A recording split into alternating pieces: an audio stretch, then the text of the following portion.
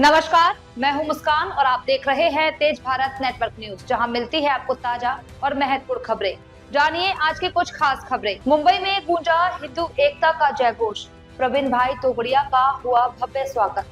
7 मार्च 2026 शनिवार को मुंबई की धरती पर अंतर्राष्ट्रीय हिंदू परिषद राष्ट्रीय बजरंग दल के संस्थापक और हिंदू हृदय सम्राट प्रवीण तोगड़िया के आगमन ने हिंदू समाज में नई ऊर्जा और उत्साह का संचार कर दिया है। उनके मुंबई पहुंचते ही संगठन के पदाधिकारियों और कार्यकर्ताओं ने जयघोष, पुष्पमालाओं और जय श्री राम के गगनभेदी नारों के साथ उनका भव्य और ऐतिहासिक स्वागत किया।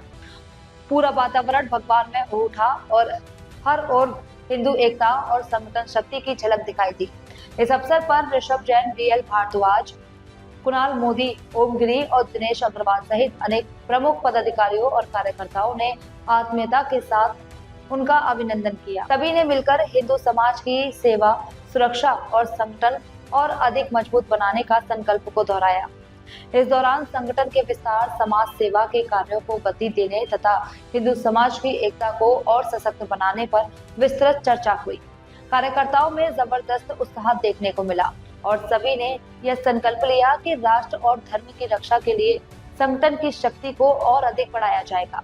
8 मार्च 2026 को मुंबई में विभिन्न सामाजिक और संगठनात्मक कार्यकर्ताओं से संवाद और मुलाकात का कार्यक्रम भी निर्धारित रहा, जिसमें महंत जी पूर्णिया, हिरेन मामानिया, चुन्नीलाल, हीरालाल नागदार, अजित खेतले और शशि भूषण सिंह जैसे प्रमुख समाजसेवियों ने भेंट कर हिंदू समाज के मुद्दों पर सार्थक चर्चा की गई।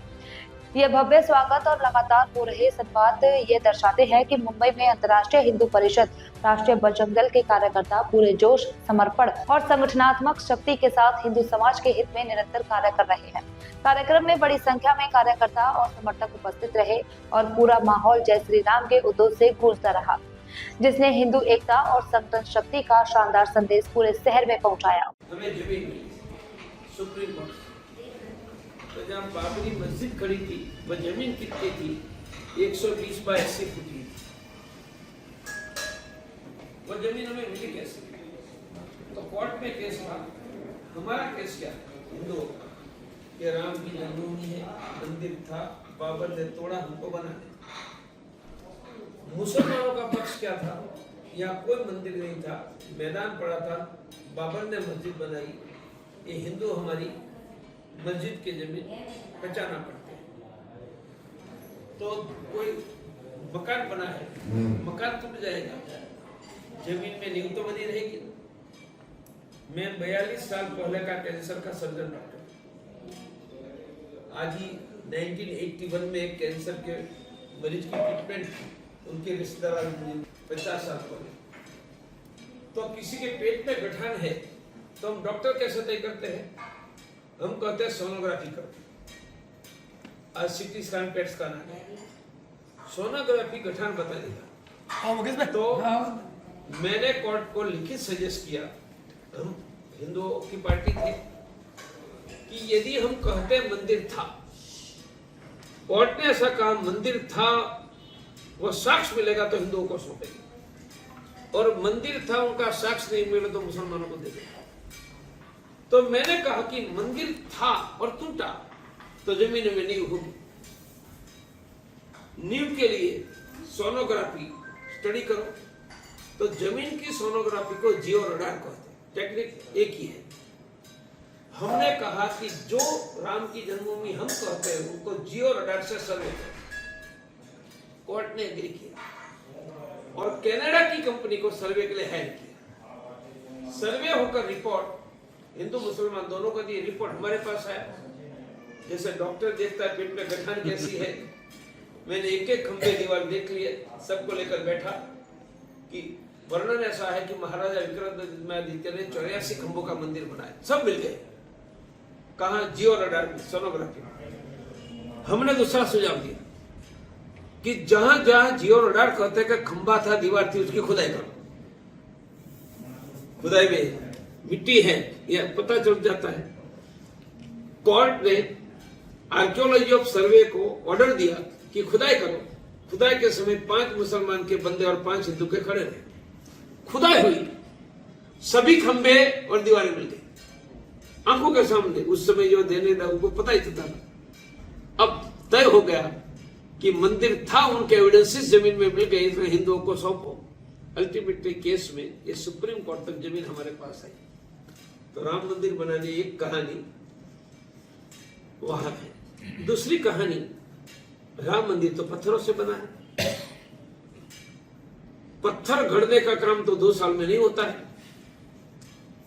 यह तो 3 साल पहले सुप्रीम कोर्ट में हमें जमीन दे दी, और 1 साल में मंदिर कहां से बना, पत्थर कहां से आया। तो कभी पहले अयोध्या गए होंगे तो कार सेवकपुरम में एक राम मंदिर का मॉडल था। तो 1987 में जब बाबरी मस्जिद खड़ी थी, मेरी उम्र 27 वर्ष थी। सरदार पटेल ने जिनसे सोमनाथ का मंदिर बनाया था, उनका पोता चंद्रकांत सोमपुरा एक टेम्पल आर्किटेक्ट है, मंदिर ही बनाते हैं पीढ़ियों से।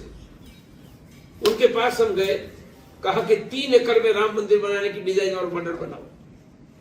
87 में बनाया, और 36 साल पहले 89 का कुंभ था, इसमें वह मॉडल ट्रक में डालकर मैं ले गया था। 10,000 साधु, चारों शंकराचार्य का सम्मेलन किया कि मंदिर हम ऐसा बनाएंगे, सबने अप्रूव किया। फिर यह मॉडल हमने अयोध्या में 87 से लोगों को दिखाने के लिए रखा, अभी भी वहां पर है। फिर उसका फोटो लेकर ₹1.25 की कूपन बनाई, और 89 के कुंभ में घोषणा की कि राम मंदिर किसी एक व्यक्ति के पैसे से नहीं, राम मंदिर तो गरीब हिंदुओं के ₹1.25 से बनेगा, हमें ₹1.25 दो। और 89 में 8 करोड़ घरों में ₹1.25 मांगने गए, 8 करोड़ पैसे आ गए। उनमें मेन ट्रस्टी अशोक जी सिंह और विष्णु हरे दालिमिया में 2 संत थे, जगत गुरु रामानंदाचार्य। और 80 मॉडल बन गया, पैसे आ गए। 89 से पत्थर गढ़ने का काम हम करवाते रहे 22 साल तक, 32 साल तक। कितने पत्थर तैयार किए? 60,000 घन feet, 60,000 cubic feet stone carving किया हमने, कि कभी न कभी जमीन मिलेगी, मंदिर मिलेगा। और जब जमीन मिली, यह पत्थर हमने अर्पण कर दिया और मंदिर बन गया। मैंने राम मंदिर, और मैं 25 साल की उम्र में राम मंदिर की लीडरशिप में निकल गया, तो 40 साल की उम्र में मैंने डॉक्टरी छोड़कर निकल गया। तो हर एक जगह एकादी में ऐसी कहानी जो लोग नहीं जानते। कानून बनने के 1 साल के बाद जिनके घर में और बच्चे का जन्म होगा, उनको सरकारी फ्री अन्न बंद, सरकारी अस्पताल में दवाएं बंद, सरकारी स्कूल में एजुकेशन बंद, बैंकों से लोन बंद, सरकारी नौकरी बंद, वोट डालने नहीं दिया जाएगा। भारत में हिंदू जनसंख्या मेंटेन होगी। यह मेरा एक प्रयास है, आप सहयोग दोगे तो करवा। दूसरा एक्शन प्लान, फिर भी संख्या घट गई तो हम ऐसी व्यवस्था आपसे करेंगे कि घटा हुआ हिंदू ही सबको पीटेगा और घटा हुआ हिंदू ही जीतेगा। यह व्यवस्था के 3 अंग है। एक आवाज से, अभी मैं बड़ौदा में से आया, बड़ौदा डिस्ट्रिक्ट के 200 गांव में मेरे हर सप्ताह हनुमान चालीसा है। एक डिस्ट्रिक्ट में 1000 होने वाला है। मानी बड़ौदा में किसी एक हिंदू का नाम लिया और 5000 लोग निकले तो रक्षा होगी या नहीं? गुजरात में नाम लिया और 25,000 हनुमान चालीसा से 10 लाख निकले तो रक्षा होगी या नहीं? और देश में मेरा लाखों हनुमान चालीसा होगा, एक आवाज से करोड़ों लोग निकले तो जीतेंगे या नहीं? मैंने मंगल शनिवार भारत के गांव गलियों में हर सप्ताह सामूहिक हनुमान चालीसा मेरा पहला कैंपेन।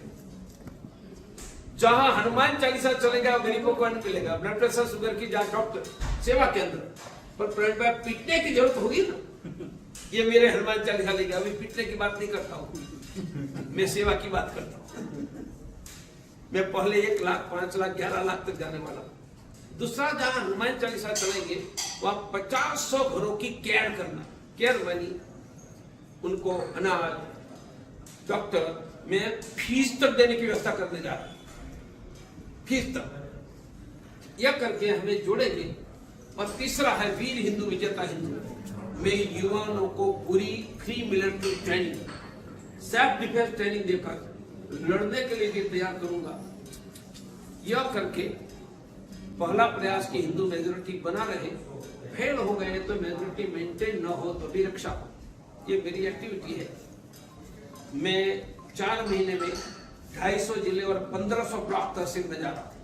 अभी मैं बिहार, झारखंड सबको एक-एक लेकर प्रवीण टोकड़िया की चॉकलेट पर ओपिनियन आप जाने देखो मैं कितना मारवाड़ी को चिकूस करते मैं चिकूस एक चॉकलेट के 10 हिस्से करती है